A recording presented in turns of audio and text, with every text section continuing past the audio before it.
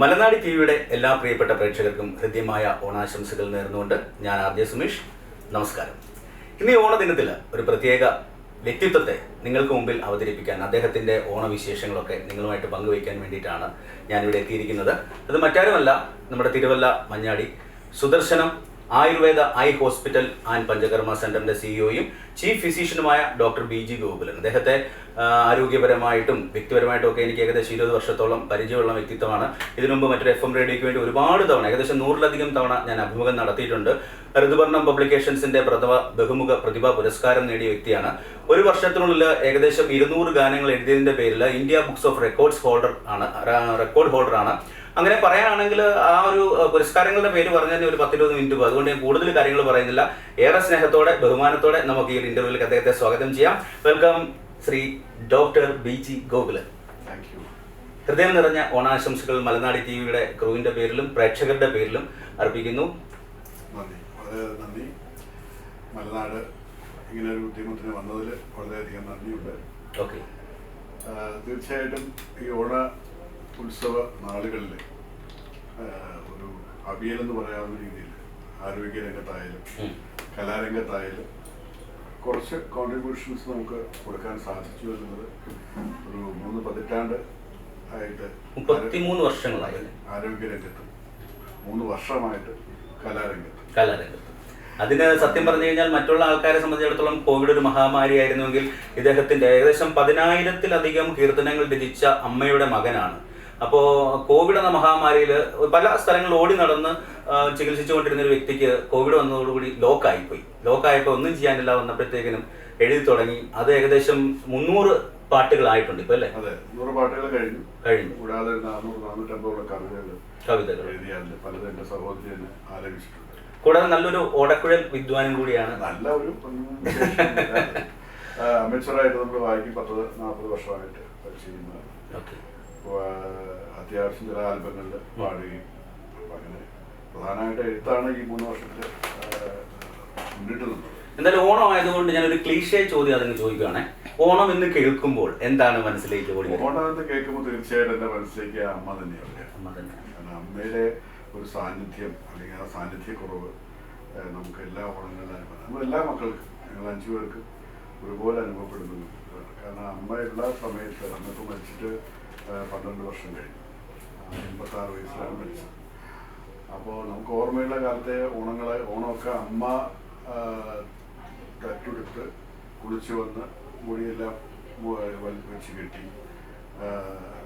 മുക്കൂറ്റി ചാറെഴുതി അതൊക്കെ എഴുതി അങ്ങനെ ദശപുഷ്പമൊക്കെ ചൂടി അമ്മ ഓണത്തപ്പനെ വരവേൽക്കുന്നത്.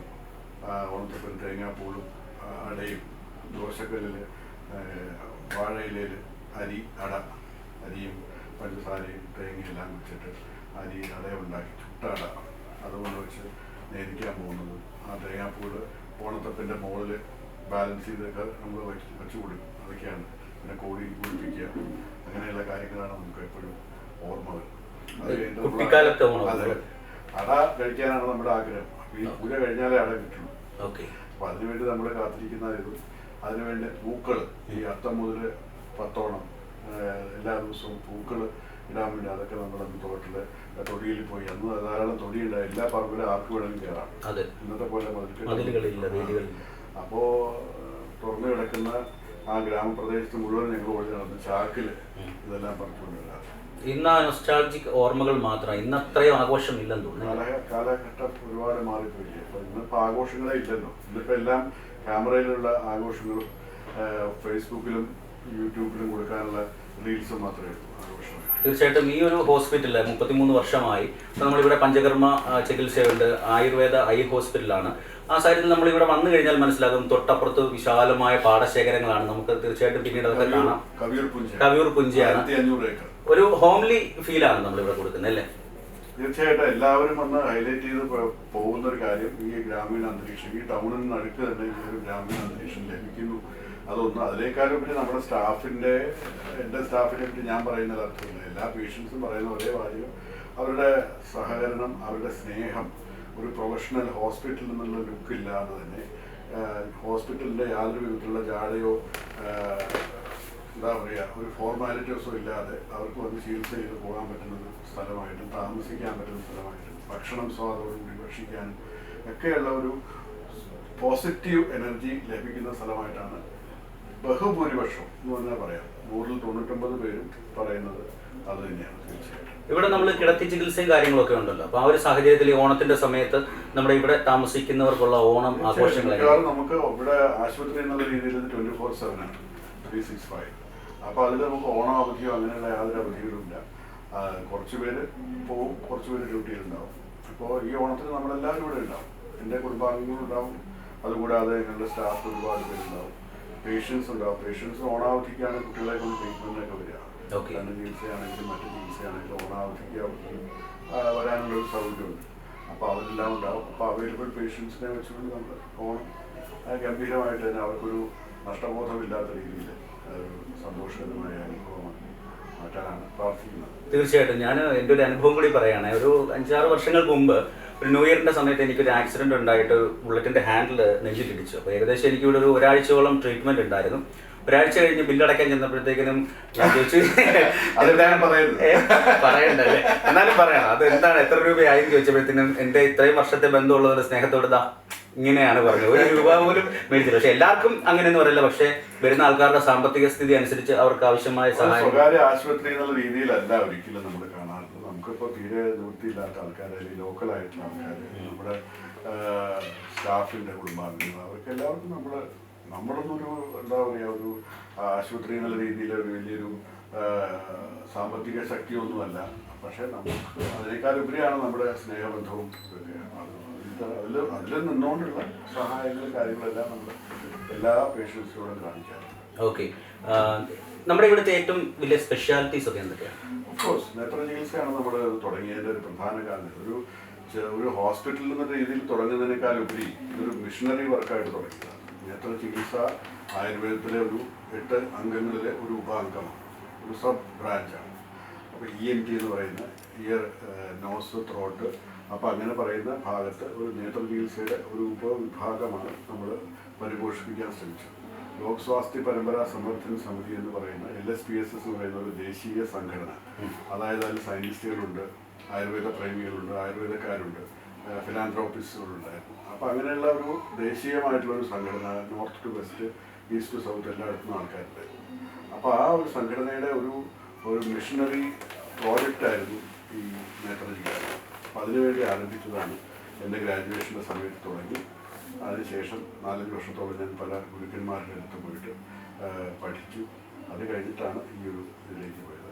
അപ്പോൾ അതിനിടയ്ക്ക് ഒരു ഭാഗ്യം ലഭിച്ചതെന്ന് വെച്ചാൽ മറ്റാർക്കും ലഭിക്കാത്ത രീതിയിൽ എനിക്ക് ആധുനിക നേത്ര ചികിത്സാ മാർഗങ്ങളിൽ അല്ലെങ്കിൽ നേത്ര പരിശോധനാ സങ്കേതങ്ങളിൽ എനിക്ക് ഡയറക്റ്റായിട്ടുള്ള പരിശീലനം one of the best in the world hospital Shankara Nethralaya, മദ്രാസിലെ ചെന്നൈയിലെ ശങ്കര നേത്രാലയയിൽ ഡോക്ടർ ബദ്രിനാഥിൻ്റെ കീഴിൽ തന്നെ, അദ്ദേഹം പത്മഭൂഷൺ ഈസ് നോ മോർ, അദ്ദേഹത്തിൻ്റെ കീഴിൽ 1 വർഷത്തെ ഫെലോഷിപ്പ്, MS ഫെലോസിനോട് കൂടി എന്നെ അദ്ദേഹം സ്വീകരിച്ച് അവിടെ ആയുർവേദത്തിൻ്റെ പരിപോഷണത്തിന് വേണ്ടിയിട്ടുള്ള പാകപ്പെടുത്താൻ പാകത്തിലുള്ള എഡ്യൂക്കേഷൻ. ഓക്കെ, പ്രേക്ഷകർ മറ്റൊരു പ്രധാനപ്പെട്ട കാര്യം പറയാനുള്ളത്, എന്നെ ഒരു ഡോക്ടറാക്കിയ വ്യക്തിയാണ്. ഡോക്ടർ എന്ന് പറഞ്ഞു കഴിഞ്ഞാൽ ഒരു ബനാറസിലെ ഒരു പ്രധാനപ്പെട്ട മഠത്തിൻ്റെ അധിപതി ത്രോട്ട് ഇൻഫെക്ഷൻ വന്ന് ശബ്ദം നഷ്ടപ്പെട്ട് ഏകദേശം ഒരു മാസത്തോളം ഇവിടെ താമസിച്ചു. അതെ, അപ്പം അദ്ദേഹവും അദ്ദേഹത്തിൻ്റെ മുഴുവൻ ശിഷ്യഗണങ്ങളും എന്നെ ഇപ്പോൾ ഡോക്ടർ എന്നാണ് വിളിക്കുന്നത്. കാരണം ഈ ശബ്ദത്തിനൊരു ട്രെയിനിങ് കൊടുക്കാൻ വേണ്ടിയിട്ട് ഇദ്ദേഹം എന്നെയാണ് നിയോഗിച്ചിരുന്നത്. അത് നമ്മളൊരു നൂതന ആശയമായിട്ട് തന്നെ പരീക്ഷിച്ചത്. കാരണം നിങ്ങൾ ശബ്ദം കൊണ്ട് ജീവിക്കുന്ന അല്ലെങ്കിൽ ശബ്ദം കൊണ്ട് മായാജാലം കാണിക്കുന്ന വ്യക്തികളാണ്. അപ്പോൾ അതെനിക്ക് ഓർമ്മ വന്നത്, ഇദ്ദേഹത്തിന് ശബ്ദം കിട്ടുന്നില്ല എന്ന് പറഞ്ഞപ്പോൾ എനിക്ക് ഉടനെ ഓർമ്മ വന്നത് സുമേഷിൻ്റെ കാര്യമാണ്. ഇവർ ശബ്ദം പല രീതിയിൽ എത്രയോ ആളുകളുടെ ശബ്ദം മാറി മാറി പറയാം. അപ്പോൾ ആ പറയുന്നതിനൊക്കെ ഓരോരോ എനർജി ലെവൽസ്, ഓരോരോ സ്പോട്ടുകളുണ്ട്. ആ സ്പോട്ടിനെ ക്രമീകരിച്ചിട്ടാണ്, അങ്ങനെയാണ് ഞാൻ വിചാരിച്ചത്. അപ്പോൾ അതിൽ എക്സ്പേർട്ടായിട്ട് ഇവരെക്കാളും ഒരു ഡോക്ടറിനേക്കാളും കൂടുതലായിട്ട് ഇവർക്ക് ചെയ്യാൻ സാധിക്കും. പ്രാക്ടിക്കലി ഡോക്ടർക്ക് പറഞ്ഞു കൊടുക്കാനും സാധിക്കും, ഇവർക്കത് കാണിച്ചു കൊടുക്കാൻ പോലും സാധിക്കും. എവിടെയാണ് നിങ്ങൾ ബ്രീത്ത് എടുക്കേണ്ടത്, എവിടെയാണ് ബ്രീത്ത് പാസ് ചെയ്യേണ്ടത്. അപ്പം അങ്ങനെയല്ല, അത് അവർക്ക് വളരെയധികം പ്രയോജനം ചെയ്യും. ഏകദേശം നമ്മുടെ ഒരാഴ്ചയോളം സെഷൻ ഉണ്ട്, 1-2 ദിവസമുണ്ട്. അദ്ദേഹം വളരെയധികം അദ്ദേഹത്തിൻ്റെ സംസാര ശേഷി വളരെയധികം മാറ്റാനായിട്ട് അത് ഹെൽപ്പ് ചെയ്തിട്ടുണ്ട്. ഓക്കെ. ഇപ്പം ഓണമായതുകൊണ്ട് മറ്റൊരു കാര്യം ചോദിക്കട്ടെ. Onam thank you doctor. Thank you. എന്നെ ആശ്രമത്തിലേക്ക് ക്ഷണിച്ചിട്ടുണ്ട് കേട്ടോ, അതൊക്കെ. എനിവേ, ഓണമായതുകൊണ്ട് മറ്റൊരു കാര്യം ചോദിക്കട്ടെ. ഓണം കേരളത്തിൽ നിന്ന് കടൽ കടന്നു എന്ന് പറഞ്ഞാൽ അതിനെക്കുറിച്ച് എന്തായിരിക്കും താങ്കളുടെ അഭിപ്രായം? അപ്പോൾ എല്ലാ ആഘോഷങ്ങളും അങ്ങനെ തന്നെയാണ്. ഇവിടുത്തെ കാലം കൂടുതൽ ആഘോഷം ദുബായിലും അമേരിക്കയിലും ഓസ്ട്രേലിയ, സ്വിറ്റ്സർലൻഡിലൊക്കെയാണെന്നാണ് കേൾക്കുന്നത്. കഴിഞ്ഞ അവിടുത്തെ ഒരു വിയന്നയിലെ മലയാളി അസോസിയേഷൻ്റെ ഓണാഘോഷത്തിന് ഞാൻ പാട്ട് എഴുതി കൊടുത്തു. എൻ്റെ ഒരു സുഹൃത്താണ് അതിന് സംഗീതം. അപ്പോൾ അദ്ദേഹത്തിന് ഒരു പല്ലവിയുണ്ട്, എനിക്ക് ബാക്കി ഒന്ന് ഫില്ല് ചെയ്ത് തരാമോ എന്ന് ചോദിച്ചു. ഞാൻ അപ്പം തന്നെ എഴുതി അയച്ചു കൊടുത്തു. അത് നല്ല ഗംഭീരമായിട്ട് അവർ ചെയ്തു, വിയന്ന മലയാളി അസോസിയേഷൻ. ഓക്കെ. അപ്പോൾ അവിടെയൊക്കെയാണ് ഇത് ഗംഭീരമായിട്ട്. കാരണം അപ്പോഴാണ് അവർക്ക് കേരളത്തിൻ്റെ ഐക്യവും. അത് ഈ അടുത്ത കാലത്ത് കൂടെ പറഞ്ഞില്ലേ, ജപ്പാൻകാരുമായിട്ട് സംസാരിച്ച ഒരു ഇതിനെപ്പറ്റി ഫേസ്ബുക്ക് പോസ്റ്റിനെ കാണുകയുണ്ടായി. നിങ്ങൾക്ക് എന്തുകൊണ്ട് സ്വാതന്ത്ര്യം അടിമത്തം ഉണ്ടായി? തീർച്ചയായിട്ടും ഞാനത് കാണുകയുണ്ട്. നമുക്ക് യൂണിറ്റി ഇല്ലായിരുന്നു. നാട്ടുരാജ്യങ്ങളായിട്ട് ചിതറിക്കിടന്നു. ജപ്പാനെ നമ്മൾ മാതൃകയാക്കേണ്ട ആ ഒരു കാര്യത്തിലാണ് യൂണിറ്റി. അതുപോലുള്ള യൂണിറ്റി വെളിയിൽ പോകുമ്പോൾ മലയാളിക്കുണ്ട്. ഇവിടെ എന്തുകൊണ്ടോ നമ്മുടെ വിഷയമല്ല. അല്ല, ഓണം കടല് കടന്നെങ്കിലും കടല് കടന്ന ഒരുപാട് പേഷ്യൻസ് ഇവിടേക്ക് വരുന്നില്ലേ സുദർശനത്തിലേക്ക്? തീർച്ചയായിട്ടും. ഇപ്പൊ ഈ കോവിഡിന്റെ സമയം ആയതുകൊണ്ട് മാത്രമായിരുന്നു കുറച്ച് അതിനുശേഷം കുറച്ച് റെസ്ട്രിക്ഷൻസ് എല്ലാം വന്നുകൊണ്ടുള്ള യാത്രക്കുറവ് മാത്രമേ ഉള്ളൂ. അല്ലെങ്കിൽ ക്രോസ് ദ ഗ്ലോബ്.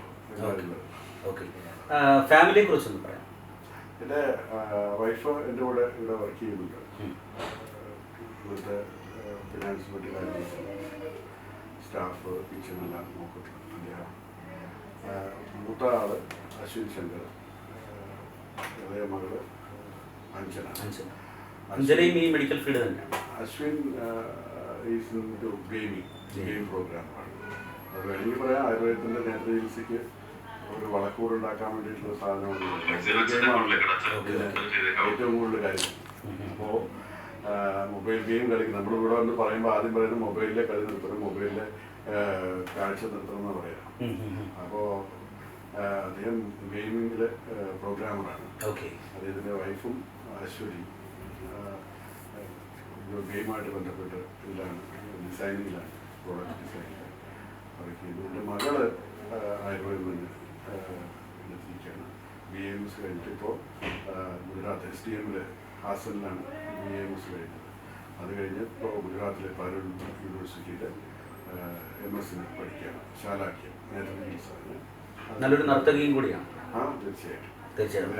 പുരസ്കാരങ്ങൾ വളരെയധികം വേദികൾ ചെയ്തിട്ടുള്ള ഒരു നർത്തകി കൂടിയാണ്. ഇപ്പോഴും സമയം കിട്ടുമ്പോഴൊക്കെ അത് ചെയ്യുന്നുണ്ട്. മരുമകനും ഹരിശങ്കർ, അദ്ദേഹം അവിടെ അസിസ്റ്റന്റ് പ്രൊഫസറാണ് കോളേജിൽ, യൂണിവേഴ്സിറ്റിയിൽ.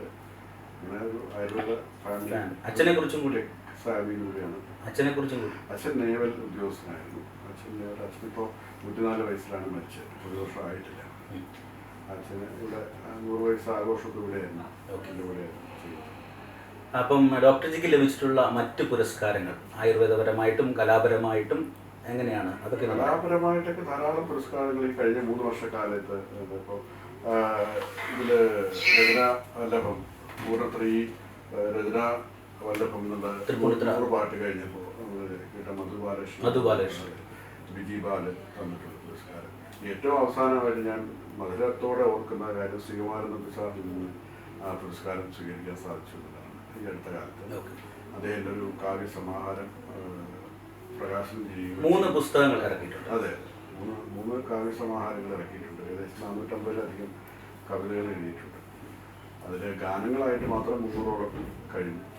300 ഗാനങ്ങളെല്ലാം കഴിഞ്ഞു. അത് ഏറ്റവും പീക്കായിട്ട് നമ്മൾ ചെയ്ത് 3 ദിവസത്തിൻ്റെ ശരാശരി ഒരു ഗാനം എന്നുള്ള രീതിയിൽ ഇറക്കി. ഏകദേശം 3 വർഷം അങ്ങനെയായിരുന്നു. ഇനി പ്രൊഫഷണലായിട്ട്, അതായത് ആയുർവേദപരമായിട്ട് ഡോക്ടർ എന്ന രീതിയിൽ ലഭിച്ചിട്ടുള്ള പുരസ്കാരം? അതിൻ്റെ ഏറ്റവും പ്രധാനമായിട്ട് ലഭിച്ച 2018 ലഭിച്ചിട്ടുള്ള ഒരു ആയുർവേദ നേത്ര ചികിത്സയിലെ മികവിന് വേണ്ടിയിട്ട് വന്നിട്ടുള്ള അയാസ്റ്റം എന്ന് പറയുന്നത് അന്താരാഷ്ട്ര സംഘടനയുടെ, ഏഷ്യൻ സംഘടനയുടെ ഇന്ത്യൻ ദേശീയമായിട്ടുള്ള പുരസ്കാരമാണ് തന്നത്. പരാഞ്ച്പേ അവാർഡ് എന്ന് പറയുന്നത്. ഡൽഹിയിൽ വെച്ചിട്ടാണ് ലഫ്റ്റനന്റ് ഗവർണർ അനിൽ അദ്ദേഹമാണ് തന്നത്. മറ്റ് ഒരു ലൈഫ് എന്താ പറയുക അച്ചീവ്മെൻറ്റ്, അങ്ങനെയുള്ള ഒരു എക്സലൻസ് അവാർഡ്, അങ്ങനെയുള്ള ധാരാളമായിട്ടുള്ള പുരസ്കാരങ്ങൾ നന്ദിമാരും മറ്റു കാര്യങ്ങളൊക്കെ എത്രയോ വർഷങ്ങളായിട്ട് അത് ചെയ്യുന്നു. അപ്പോൾ അതിൽ ഈ അടുത്ത കാലത്ത് നമ്മളൊരു സ്കൂൾ ആദരിക്കുകയുണ്ടായി. ഇവിടെ ഒരു സുവർണ ജൂബിലി പ്ലാറ്റിനം ജൂബിലി ആഘോഷിച്ചിരുന്ന ഇരുവള്ളിപ്പുറ ഒരു ഹയർ സെക്കൻഡറി സ്കൂളുണ്ട്. അപ്പം അവർ തന്നെ വിളിച്ച് അവിടെ ആദരിച്ചു. ഓക്കെ. ആയുഷിൻ്റെ പുരസ്കാരം ലഭിച്ചിട്ടില്ലേ? ആയുർവേദ മന്ത്രാലയം ആയുഷിൻ്റെ പുരസ്കാരമല്ല, ആയുഷിൻ്റെ RIV രാഷ്ട്രീയ ആയുർവേദ വിദ്യാപീഠം അതിന് ഏറ്റവും പ്രായം കുറഞ്ഞ ഗുരുവായിട്ട് 2010. ഇതിനിടയ്ക്ക് ഒരു സീരിയലിലും അഭിനയിക്കുകയുണ്ടായി. അതായത് ഒരു സകലകലാ വല്ലഭനാണ്. എനിവേ അദ്ദേഹത്തിന് എന്താ പറയുക, നമുക്ക് ഇത്രയും നേരം അനുഭവിച്ചതിൽ ഒരുപാട് സന്തോഷമുണ്ട്. നമ്മുടെ മലനാടി ടിവിയുടെ പ്രേക്ഷകരുടെ ഈ ഓണദിനത്തിൽ എന്താണ് പറയാനുള്ളത്? ആഘോഷം പ്രധാനമായിട്ടും ക്യാമറയ്ക്ക് മുന്നിലാക്കാതെ കുടുംബാംഗങ്ങളുമായിട്ട് ഒരു പ്രൊഫഷണൽ അല്ലാതെ ഒരു ബന്ധം ഊട്ടിയുറപ്പിക്കുന്ന രീതിയിലുള്ള ആഘോഷങ്ങളിലേക്ക് നമ്മൾ മടങ്ങണം എന്നുള്ളൊരു ഈ തിരക്കിനിടയിലാണെങ്കിൽ നമ്മൾ അതിന് സമയം കണ്ടെത്തണം എന്നുള്ളതാണ് എനിക്ക് പ്രധാനമായിട്ട് പറയാറുള്ളത്. കുടുംബ ബന്ധങ്ങളാണ് ഏറ്റവും അധികം വളമിട്ട് കൊടുക്കേണ്ട ഒരു കാര്യം. ഈ കുടുംബ ബന്ധങ്ങൾ പലപ്പോഴും ഒരു സൂപ്പർഫിഷ്യലായി പോകുന്നു എന്നുള്ളൊരു ഭയം മാത്രമാണ് ഉള്ളത്. അതെല്ലാവർക്കും അങ്ങനെ ആവാതെ ആഘോഷം എപ്പോഴും അകത്തും പുറത്തും ഉണ്ടാവട്ടെ എന്നാണ് എനിക്ക് പറയാനുള്ളത്. Thank you very much. Thiruvalla Manjadi Sudarshanam Ayurveda eye hospital and panchakarma സെന്ററിന്റെ സിഇഒയും അതുപോലെ തന്നെ ചീഫ് ഫിസീഷ്യനും സകലകലാ വല്ലഭനുമായ ഡോക്ടർ BG ഗോകുലിനായിരുന്നു ഈ ഓണദിനത്തിൽ നമ്മോടൊപ്പം ഉണ്ടായിരുന്നത്. അദ്ദേഹത്തിന്റെ വിലപ്പെട്ട സമയം നമ്മോടൊപ്പം ചെലവഴിച്ചതിൽ ഒരിക്കൽ കൂടി നന്ദി രേഖപ്പെടുത്തിക്കൊണ്ട് ഇന്നത്തെ ഈ പ്രോഗ്രാം വൈൻഡപ്പ് ചെയ്തുകൊണ്ട് RJ സുമേഷ് ബൈ പറയുന്നു. Thank you. Signing off.